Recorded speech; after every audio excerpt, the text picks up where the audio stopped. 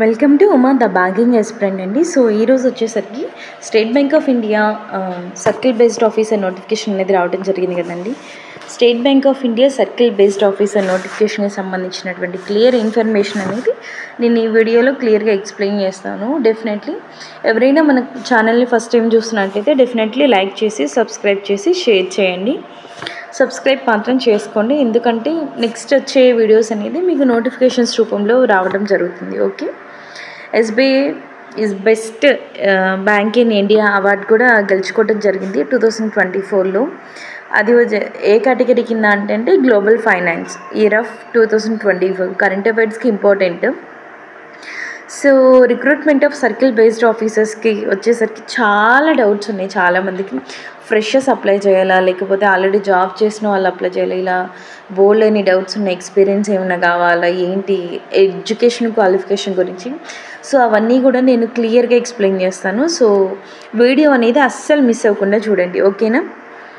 So total number of vacancies వచ్చేసరికి 364 vacancies అనేది ఉండటం జరిగిందండి.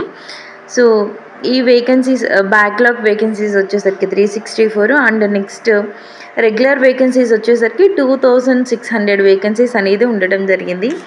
అండ్ నెక్స్ట్ అమరావతి 180 వేకెన్సీస్ అండి టోటల్. జనరల్ వచ్చేసరికి 74, ఈడబ్ల్యూఎస్ వచ్చేసరికి 18 అండ్ ఓబీసీ 48, ఎస్సీ వచ్చేసరికి 13, ఎస్సీ వచ్చేసరికి 27, ఎస్టీ ఎస్సీ. ఓకే, నెక్స్ట్ వచ్చేసరికి మనకి అమరావతి ఇచ్చారు. అండ్ నెక్స్ట్ వచ్చేసరికి నార్త్ ఈస్ట్ హైదరాబాద్ తెలంగాణ వచ్చేసరికి 230 పోస్టర్స్ ఉన్నాయండి.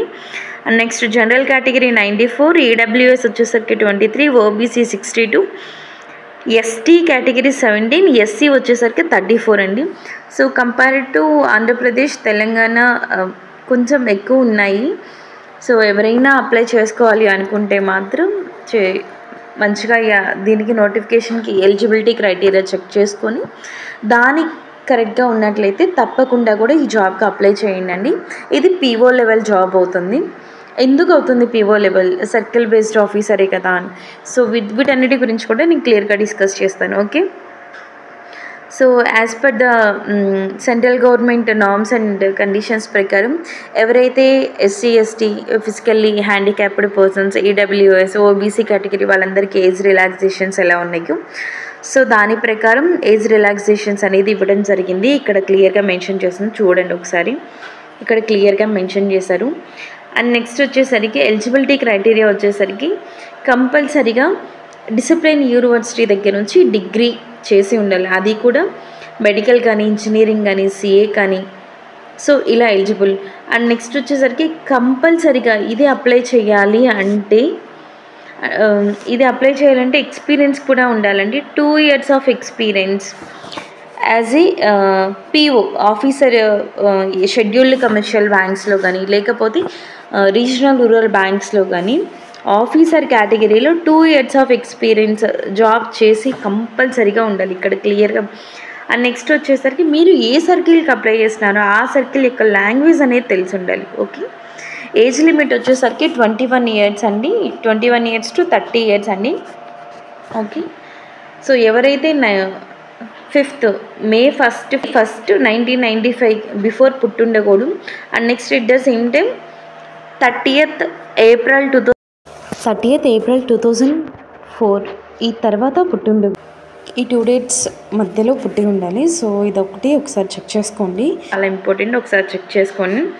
అండ్ నెక్స్ట్ ఎవరికైనా రిలాక్సేషన్స్ గురించి అంటే ఏజ్ రిలాక్సేషన్స్ గురించి ఏదైనా స్మాల్ డౌట్స్ ఉంటే definitely you can see it. And next నేను ఈ పీడిఎఫ్ అనేది కూడా నేను డిస్క్రిప్షన్లో ప్రొవైడ్ చేస్తాను, డెఫినెట్లీ చూడండి, ఓకేనా. రిజర్వేషన్స్ ఉన్న వాళ్ళకి ఏజ్ రిలాక్సేషన్స్ ఉంది, దాని ప్రకారం చెక్ చేసుకోండి. అండ్ నెక్స్ట్ వచ్చేసరికి ఏ కేటగిరీ, నెక్స్ట్ కోడ్స్ ఏంటి, ఇవన్నీ కూడా క్లియర్. ఎగ్జామ్ ప్యాటర్న్ ఎలా ఉంటుంది? ఫస్ట్ వన్ వచ్చేసరికి ఆన్లైన్ టెస్ట్ అనేది ఉంటుందండి 120 marksకి డిస్క్రిప్టివ్ టెస్ట్. సో డిస్క్రిప్టివ్ వచ్చేసరికి 50 marksకి, ఆబ్జెక్టివ్ ఏమో 120, డిస్క్రిప్టివ్ ఏమో 50, మొత్తం 170 marksకి ఉంటుంది. ఈ 120 marks ఆన్లైన్ టెస్ట్లో ఏముంటాయి? ఇంగ్లీష్ ఉంటుంది, బ్యాంకింగ్ అవేర్నెస్ ఉంటుంది, general awareness, computer aptitude. So ఇవి కూడా 2 అవర్స్ ఎగ్జామ్ అనేది ఉండడం జరుగుతుంది. 120 మార్క్స్కి ఎగ్జామ్ అనేది జరుగుతుంది. డిస్క్రిప్టివ్ టెస్ట్ అంటే duration of 30 minutes, half an hour time ఉంటుంది. టెస్ట్ అనేది ఇంగ్లీష్లో ఉంటుంది. లెటర్ రైటింగ్ కానీ ఎస్సే కానీ ఉంటుంది. 2 క్వశ్చన్స్ ఇస్తారు. టోటల్ 50 మార్క్స్ అనేది ఉంటుంది. ఓకే, టోటల్ ఓవరాల్గా 170 మార్క్స్ అండి. Online test plus descriptive. Okay, wrong ఆన్సర్కి పెనాల్టీస్ ఏమన్నా ఉంటాయి అంటే there is no penalty for the wrong answer. So objective టెస్ట్కి రాంగ్ ఆన్సర్కి పెనాల్టీ అనేది ఏం లేదు. ఓకే, సో యాజ్ పెనాల్టీ లేదు. అప్లికేషన్ ఫీ ఎలా ఉంటుంది? జనరల్, ఏడబ్ల్యూఎస్, ఓబీసీ కేటగిరీ వచ్చేసరికి 750 marks and SC, ST, PW, BD కేటగిరీకి ఫీజు ఏం అవసరం లేదు. ప్రీ ఎగ్జామినేషన్ ట్రైనింగ్ ఎవరికి ఉంటుంది అంటే SC, ST, OBC, PW, BD క్యాండిడేట్స్కి ఉంటుంది. అప్లికేషన్ ఎలా అప్లై చేసుకోవాలి, ఎప్పటి నుంచి అప్లై చేయాలి అంటే 9th ఈ రోజు నుంచి 29th మే వరకు అప్లై చేసుకోవచ్చండి. ఓకేనా, నెక్స్ట్ గైడ్లైన్స్ ఇచ్చారు. ఎలా recent passport size photo, signature, left thumb impression, hand written declaration, ID proof కంపల్సరీగా ఉండాలి. And next date of birth PDF కూడా ఉండాలి. జాబ్ ప్రొఫైల్, మీరు లాస్ట్ టైం నేను 2 years ఎక్స్పీరియన్స్ ఉన్న సర్టిఫికేట్ ఉండాలి అని చెప్పాను కదా, యాజ్ ఏ ఆఫీసర్ క్యాడర్లో షెడ్యూల్ బ్యాంక్స్ కానీ రీజనల్ రూరల్ బ్యాంక్స్. సో అది మీరు చేసినట్టు సర్టిఫికేట్ అనేది ఉండాలి. సో నెక్స్ట్ వన్ వచ్చేసరికి బ్రీఫ్ రెజ్యూమ్ ఉండాలి. మీ ఎడ్యుకేషన్ క్వాలిఫికేషన్స్, ఎక్స్పీరియన్స్, అసైన్మెంట్స్ అంటే మీరు ఏ అసైన్మెంట్స్ హ్యాండిల్ చేస్తారు ఇవన్నీ కూడా, educational certificates, relevant mark sheets, next experience, appointment letter, మీరు జాబ్లో జాయిన్ అంటే అపాయింట్మెంట్ లెటర్ ఇస్తారు కదా, అండ్ జాబ్ ఆఫర్ లెటర్ చేసిన అవి, and next latest form 16 by the employer అని చెప్పారు. నెక్స్ట్ లేటెస్ట్ సాలరీ స్లిప్ కూడా ఇవ్వాలి. ఓకేనా, సో ఇంతవరకు కావాలి. ఓకే, ఎవరైతే 2 years ఎక్స్పీరియన్స్ చేసి మధ్యలో మళ్ళీ జాబ్ చేయకుండా 2 years అయిపోయిన తర్వాత ఇప్పుడు మళ్ళీ బ్యాంకింగ్ ఎగ్జామ్ రాయాలి అనుకుంటున్న వాళ్ళు కూడా అప్లై చేసుకోవచ్చు. There is not at all. ఇవన్నీ ఉన్నట్లయితే, వాళ్ళు మెన్షన్ చేసినటువంటి డాక్యుమెంట్స్ అన్నీ ఉన్నట్లయితే తప్పకుండా మీరు అప్లై చేసుకోవచ్చు. ఓకే, సో క్లియర్ ఇన్ఫర్మేషన్ అనేది నేను క్లియర్గా ప్రొవైడ్ చేశాను.